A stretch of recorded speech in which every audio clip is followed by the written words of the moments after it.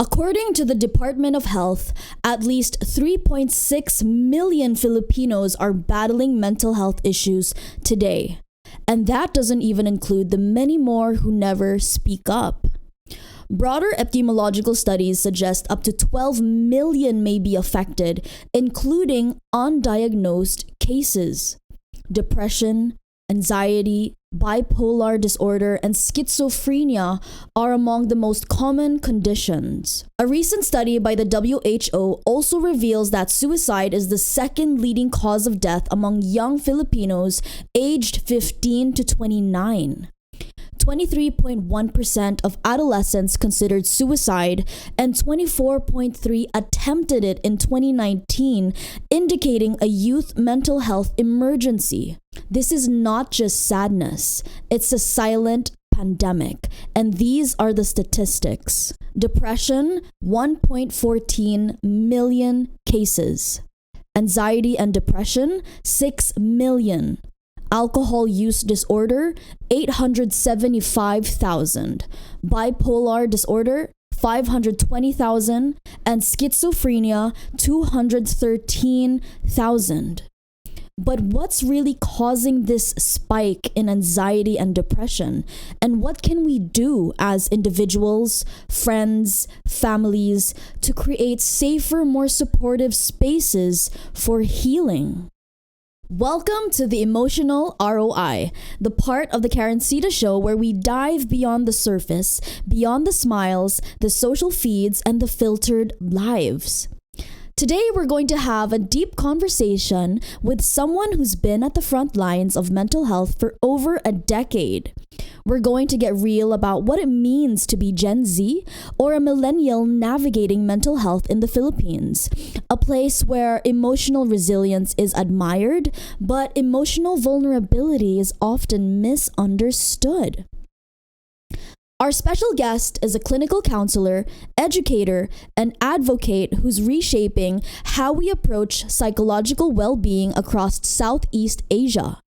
He is the founder and CEO of the Gestalt Wellness Institute Southeast Asia and the brain behind the I Care Mental Health Expo. He's a registered guidance counselor and psychometrician, an international certified Gestalt therapist, and certified life skills coach. Now he's currently studying for his doctorate in clinical psychology at Silliman University. He's dedicated his life to helping people heal from trauma, depression, anxiety, and relationship struggles. Please welcome Kirk Patrick Castro. It's okay, Jake. Okay, Kirk, what exactly is anxiety and depression? And can you please picture that for our listeners? What does it look like? Okay, well, let me start with that. When I was 15 years old, I was diagnosed with depression, and later on, I realized that I had anxiety together with that.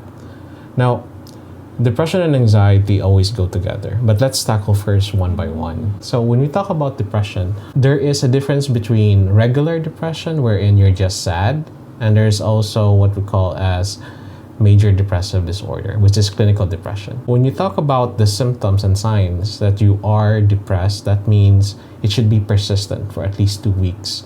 That there is a concurrent experience of feeling down, feeling hopelessness and helplessness. Oftentimes, people who are exhibiting major depressive disorder feels like they're trapped. They're trapped in a space wherein it's so hard to be heard, to be acknowledged, to be validated, and that they feel nobody is able to understand them. And that's going on within the 2 weeks that you mentioned. Okay. Why 2 weeks? Because in the DSM. Sorry, for the listeners, what is DSM? The DSM is the Diagnostic Statistical Manual for mental health, and we are now on the 5th version, which is also the most updated one is the text revised version. It defines that we would require at least 2 weeks in order to determine that this is a major depressive episode, that this is not just sadness. Because a person can be extremely sad, but not necessarily clinically depressed. Got you. Okay. Now, one of the strong indicators that the person is major depressed or having this experience of depression is that they have suicidal ideations. Okay. Because I feel trapped, I just want to get out of this space. It's only an ideation, but they don't actually. Most of the time, people who experience depressive episodes have very strong urge to hurt themselves to a point that suicide becomes a last resort.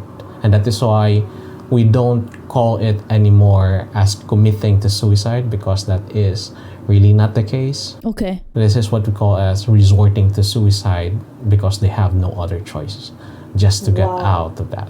Why do you think anxiety and depression are so prevalent amongst the Gen Zs and the Millennials? It's very important to understand the generational changes from the boomers who experience, the aftermath of the World War. Then we have the dawn of the millennials who experience the first interconnectedness of people through the internet. We are experiencing a lot of what we call now as convenience in our life.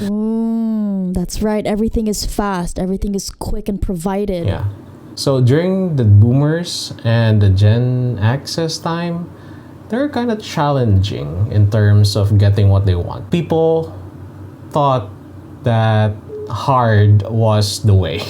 You have to work hard to be successful. You have to do all these things in order to get where you want to be. And that's been the major philosophies among the Gen X and the boomers. And, quite well, it worked for them. On the millennial side of things, it's more about working wise and working smart. Other than that, was that there was so much access to convenience. From the simple lampen of the Gen X's time, we have the diapers, they get comfort. And most of the time, there is a saying that comfort actually lessens resiliency. Comfort lessens resiliency. Hard times make strong people, and strong people makes peaceful times, and peaceful times makes less strong men or people. Weakness. Yeah, so basically we are in a stage of comfort, we're in a stage of convenience, and apparently inconvenience becomes a triggering part of that. And I think the prevalence of anxiety and depression is very much correlated to the kind of convenience that we have right now in our lives. Okay. Because of all this convenience, it just created I'm not saying a weak mindset, but a more vulnerable mindset. Okay. Wherein discomfort creates a lot of emotional, upheavals. Okay, so you spoke about the digital pressures that are contributing to anxiety and depression in the Gen Z and Millennials. Are there any societal pressures? Well, right now, because people are no longer surviving, people have more time looking into social problems. And that is why there is now concentration on the minorities like the LGBTQ community, and we are able to look into their needs, and these are a very important essential part of society. Problem also is that because we are now in a space where we can look into these smaller details in the changes in our society and the development of our awareness into that, there's just so much information going around. Overload. And sometimes it becomes overwhelming to a point that because we are now so focused on the subjective point of things, because the more objective things are already addressed. We are now in part of society, if we're going to go back to Maslow's hierarchies of need, that we're looking into belongingness. And it says a lot to that, in a sense that people right now, whether it's in community, in families, we want to belong somewhere. So are you saying that there's a lot of people within the Millennials and Gen Z that feel like they don't belong? Yes. Why is that? Most of them felt either invalidated or neglected. Here in the Philippines, we have multitudes of OFWs. Right now, I think since the 1990s, it's not only the men who's living and going outside the country, it's also women. The women are also hunting now. So what's happening is that most children are left behind. So there's an imbalance within the household. Yes. Other than that, most of these kids felt neglected emotionally. They may be provided Financially, they may have, they may able to get whatever they need, and their parents may be compensating to all of that. It's very important to understand. the emotional need. It's the emotional validation, the emotional safety that they're supposed to have growing up that sometimes gets neglected. It's not addressed. And why is that? If millennials whose parents are OFWs felt this void of neglect, so much more the Gen Zs, where both of their parents are not available or are working. They may be physical present, but their present is not there because they're busy making a living. What's a common misconception about anxiety and depression for you as a clinician? Depression right now is on the rise. This is according to the PSA. That's just an estimate. About 12 million Filipinos are actually who are experiencing either depressive or mental health issues that are underreported. This means this is a very strong indication that we have to address this. And this is a rising trend. In 2014, we have lesser case of depression and anxiety, wherein it became doubled in 2019. So what you're trying to say as a common misconception about the anxiety and depression is that people don't understand how much it affects these generations in the Philippines? Kids right now are very susceptible and vulnerable to depression and anxiety. If you notice, most of the children's babysitters are not just yayas or their grandmas. Most of their children's babysitters are tablets and phones. And what do you think happens? They're hooked, they're addicted. You're addicted. There's a lot of dopamine coming in. And what do you think happens to their resiliency? They become uncomfortable easily with things that are not easy, are not comfortable to them. Kirk, how do cultural expectations like tiis lang, laban lang day, affect how young Filipinos deal with anxiety and depression? Because we say this on a daily basis. That's a very good call for resiliency. And Filipinos basically are very resilient people. Among people in the world, I would say Filipinos are one of the strongest and most resilient individuals out there. You can put any Filipino in any place in the world and they can survive. These are really good encouragement. Before, everything may have been a dichotomy between what's good, what's not, what's positive, what's negative. Here, we're in a stage wherein we can see things in a more multidimensional way. To one degree, those are words of encouragement, and it can help a person who is experiencing depression to just keep going. What if the one we don't know that they're depressed? How does that affect them? Will it make their situation worse? That can be invalidating for some. Laban lang, yet yes. For somebody who agrees with that, yes, I'll go. Positive, yeah. But if it is somebody who is hurting, and most people who are hurt are irrational. Okay? It's not their fault. It's just how they feel. And they feel that their emotions are invalidated. I've been fighting all my life, and why do I have to fight more? Even myself, I've reached that point wherein I was asking myself, I did all I can. How come I need to do more? Another perspective is that it can be confusing. You want to fight to survive, at the same time you're so tired fighting.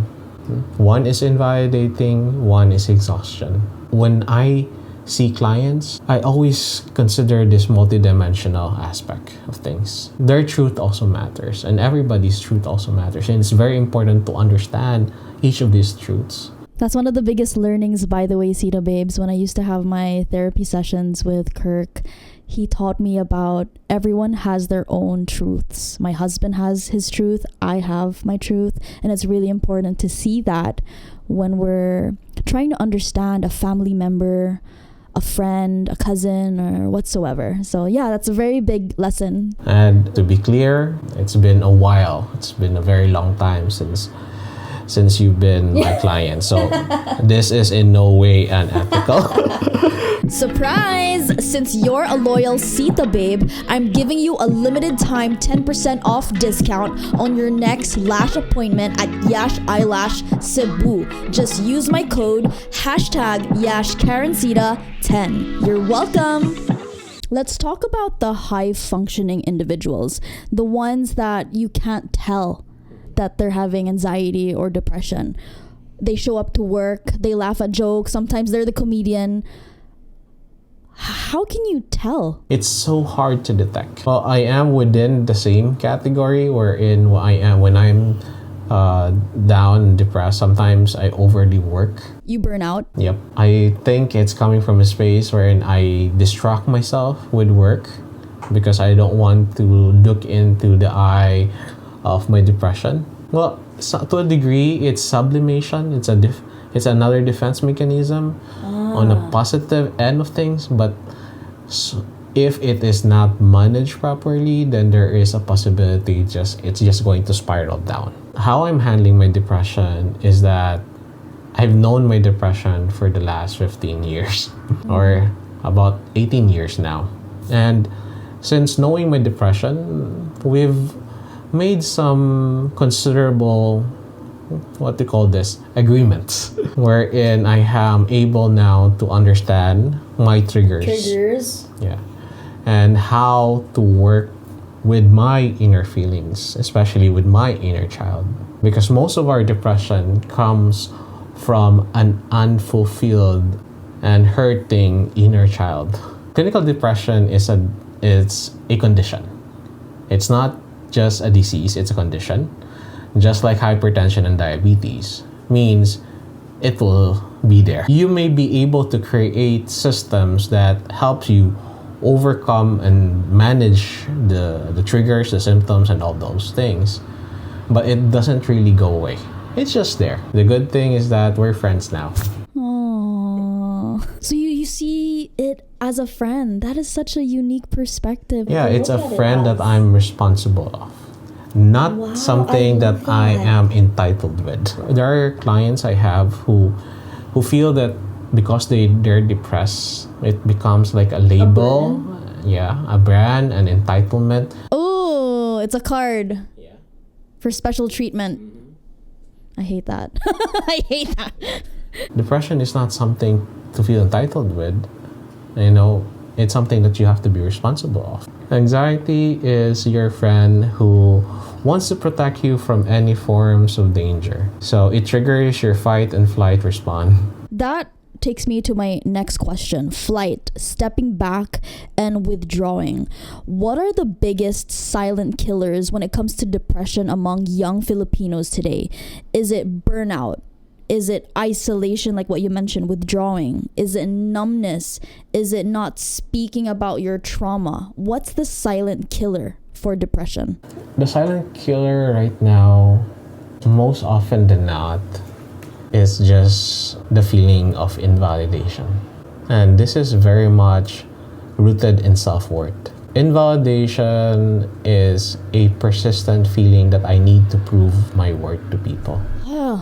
So that connects to social media. I have to keep posting. I have to keep showing. I have to post a story because if I don't post a story, then it feels like I'm not working. People will see me as lazy. I mean, for my case, as an entrepreneur and a creative, sometimes I feel that way. And then I get an out of the body situation where I look at myself. No, it's okay to rest. It's okay not to post. Okay, so the need for being validated. And that also goes back to that feeling of being heard, being recognized, being loved. And kids nowadays, oftentimes when they don't feel heard, when a certain need is not being addressed. When a parent is absent. They feel neglected and invalidated. And that just creates a void. That's where it all begins. Yeah. Okay, according to the National Library of Medicine, the mental health crisis worsened after the COVID-19 pandemic, especially among Gen Z. What kind of post-pandemic anxiety are you seeing now compared to pre-pandemic? In 2019, we have 23% growth. Now, that's more than doubled.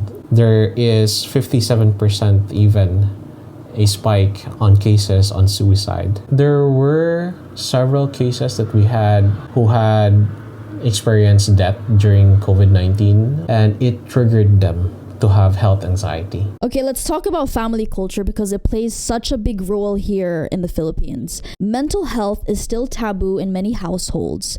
What advice can you give someone who's anxious or depressed but they're afraid to speak up to their parents?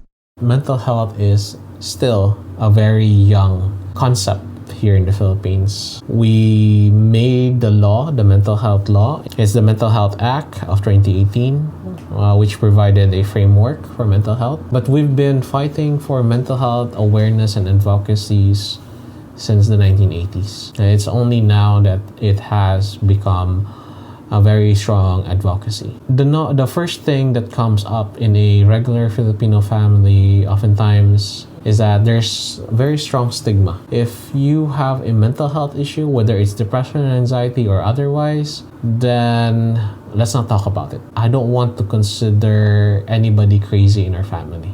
Oh no. Because people associate depression and anxiety with being crazy. They don't want to put a label. It might affect their image and how people perceive them. So how do you advise that young person that wants to open up to their parent? Do you just advise, okay, just come to my clinic, we'll talk about it, then I'll call your parents? Like, what would you advise if someone just approached you like, hey Kirk, I can't open up to my parents, like what do I do? Okay, if they are over the age of 18, then they have a choice, so long as if they have, let's say they have funds to pay for their own consultation, then great. They don't necessarily have to open up to their parents until they're ready. They don't necessarily have to inform their parents, but if they are under the age of 18, it's very important that their parents are oriented, and we call that a psychoeducation. We psychoeducate the parent, and we make sure that the parent understand what their child is going through. Although there has been significant improvement, and I'm very happy with that. In our clinic, we are a team of psychologists, psychiatrists, counselors, and what we do is we work together and find ways to help the family holistically. When a person in the family is sick, everybody gets sick. Wait, is that called codependency? Codependency is when you oftentimes it's related to either narcissism, depression, and addiction. Oh, okay, so that's a whole different topic that we can discuss next month. And relationship also. Okay. How do you help clients who are struggling because of pressures within the family? I've always spoken about boundaries, and sometimes it's very hard to establish that. Especially if a parent is more overpowering in terms of finance and all that. And boundaries is necessary in any kind of relationship. So it's a social contract of what you agree in your relationship with your family and friends. Filipinos have very, let's say, flexible boundaries. They tend to bend their boundaries to a point that it breaks.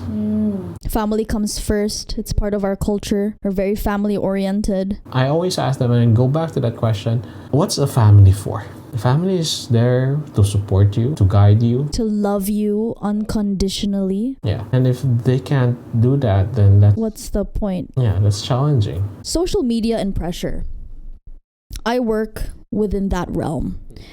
I noticed we don't have human connection anymore. There's a need to feel connected, and I feel like it's part of our survival as human beings. Like sometimes I notice people, they don't talk to me, looking at me, they're just like really shy or having anxiety, they're just looking down. They won't even look at me in the eye. I was just like, oh my God, the social connection is gone. Now my question is, many young individuals are soft quitting. They're burning out, like what you said. They're constantly anxious about not achieving enough. Sometimes on Facebook, they just black their profile pic, and then us as friends, like, what happened to that person? What is usually driving this pressure within social media? Well, I think it's the concept of success. Please expound for our listeners. There was also a concept wherein that you have to be successful as soon as possible. Oh my gosh. Yeah, it doesn't happen that way. Success can be driven in a different way. It may be success in money, success on how people see you, success in terms of net worth, success in terms of academic achievements. That pressure of success is driving kids and people nowadays crazy.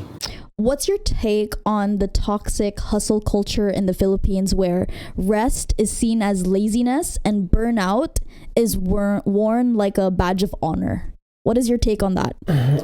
As a workaholic myself, I would say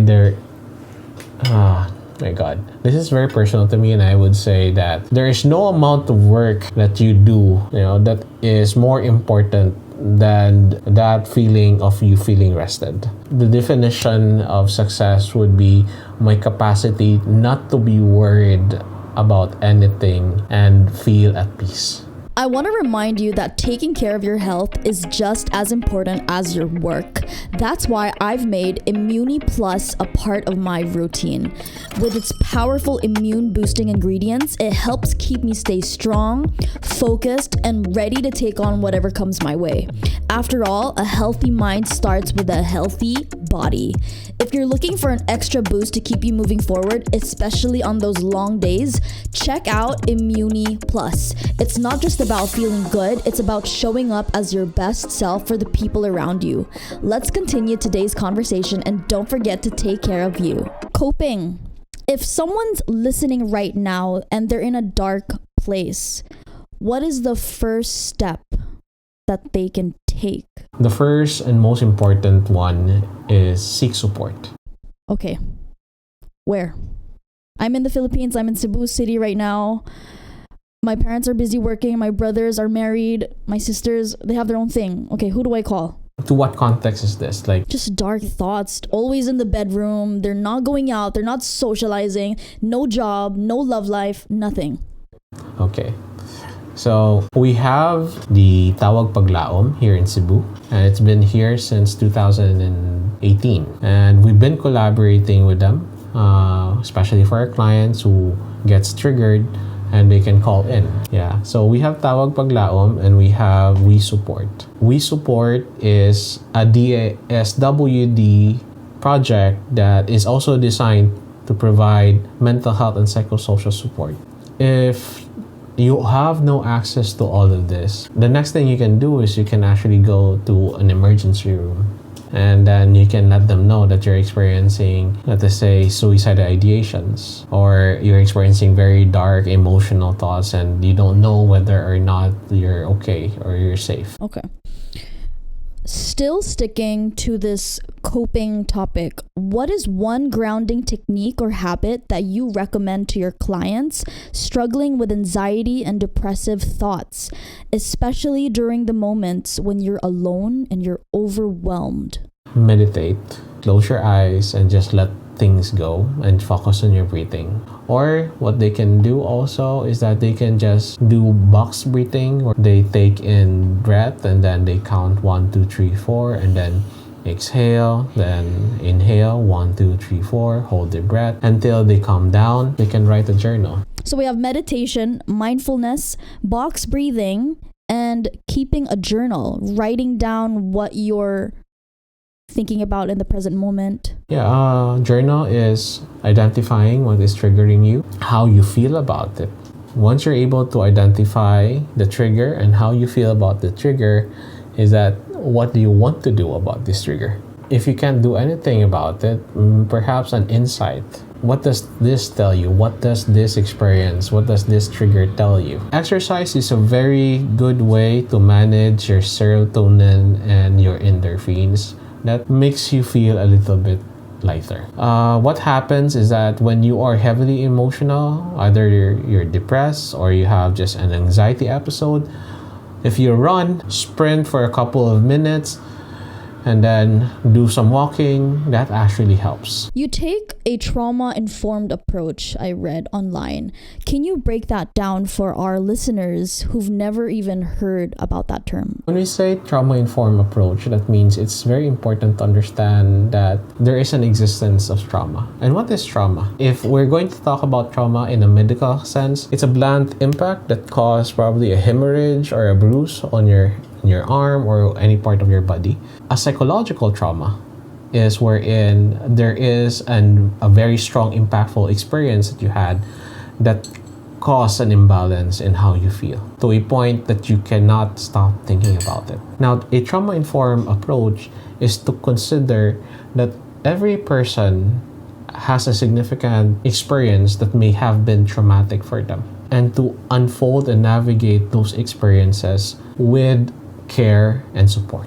Wherein I acknowledge that people may have different degrees and experience about whatever that they're experiencing and what they had experienced, and to provide necessary support to them so that they can actually speak about what happened. Relationships, love life. Kirk here specializes in relational therapy. Now, my question is, how do mental health issues affect intimate relationships, and how can couples work through that? Relationships and mental health, they always go together. When you have unresolved mental health issues, most often than not, it's going to affect your relationship. Okay? So imagine you in a relationship and you have unmanaged depression or unmanaged anxiety. What do you think would happen? You affect your partner, whether with intention or without intention, whether you're conscious about it or you're not conscious about it. And what's important there is that before considering getting yourself in a relationship, especially when you have a mental health condition, or maybe considering that you might have a mental health condition, it's very important to seek help. My director of photography for the show, his name is JK. He has a question, and his question is, kasagaran ko no, kinsa ko no na ay anxiety and depression sa relationship? Is it the male or the female? There are more women who have anxiety, but there are more men who are depressed. And there are more successful men who resort to suicide than women. That answers your question. And there are more women who are able to manage anxiety, while there are more men who converts anxiety to depression. My husband, Baby Love Tanday, has a question. And his question for you is, what are the stages of depression and which step is the hardest to overcome? Shout out to my husband. Depression doesn't really have stages. Let's just say there are concurrent symptoms to it. It may be just simple feelings of feeling down and exhausted. So it starts there, down, exhausted, burnt out. Yeah. And then slowly it moves into a feeling of emptiness. Oh, wow. So that's when they're like, okay, I'm numb, stage 2. And then slowly there's just that feeling of being disinterested. Slowly at the peak, you can probably see the feeling of helplessness and hopelessness. Very familiar feelings for me. So it's very easy for me to describe. When you are at the feeling of helplessness and hopelessness, that's the time you start to have some physiological symptoms of isolation, withdrawal, feel more overwhelmed and agitated, perhaps to a point of getting angry and feeling unsafe. And what's like the end? And that's suicide ideation, or they survive their attempt. Those are really challenging work that I do. There are times that I'm asked, why do I do that? Why do I sometimes extend myself too much? You go the extra mile. Because I've been there. And this is why I love coming back to you. Like, I remember before Cittababes, whenever I'd feel down, I would call Kirk and just talk about what's going through in my mind, And then at the end of the conversation, when I feel a lot much better and I could see clearer now, I asked, okay, Kirk, how much do I have to pay you? He's like, oh no, it's fine. Like, it was just a call. It was quick. Like, what? I feel way much better now. Like, I gotta pay you. But seriously though, on a serious note, this is what I really love about Kirk and the Gestalt Wellness Institute. They have helped me so many times in my life, and they also helped a lot of my friends and my family. So yeah, shout out to Gestalt Wellness Institute. Where are you guys, by the way? Right now, we are in Velas Medical Arts. We are on the 5th floor, room 515. Seeking help should not... It's not a problem. I say this to all of my friends and my family members. I am pro therapy. There is nothing wrong with talking to Kirk. People just have difficulty navigating themselves. It may not even be like a direction in life. Like, where am I going? I don't see a clear view of where I'm going. Yeah, they're just having some crises. And life crisis is normal. I am here to help you help yourself. Okay. And I don't want you to be dependent on me. Yes. Kirk does not tell you what to do with your life. He just helps you unlock the answers slowly. I don't want also to force anybody to find solutions that they're not ready for. And that's okay. I'd like to say that, guys, it's not easy to seek support. Sometimes it's frustrating. But what's important there is take some steps to help you. Put yourself first, Cittababes. Take care of you. Because if you don't take care of you, how can you take care of other people? Okay? What is your personal definition of emotional resilience? Now we're about to end our episode. Emotional resilience is that being able to accept life is hard and we cannot make it any harder. Daryl says that all the time. Life is hard. We got to work hard. Now, our last question. We call this the healing playlist. What piece of art or lyric or song resonates with you that impacted the most in your life? Let me... Do you have like a go-to song? Oh, crap, I feel really sad right now. Play that song. I feel instantly okay. I grew up with Linkin Park. When I am frustrated with certain things, I play the song either Numb or I play the song In the End. I like listening to Glock 9. Thank you so much, Cittababes, for tuning in on this episode. That was Kirk Patrick Castro. Kirk, thank you so much. Salamat kayo. You're welcome.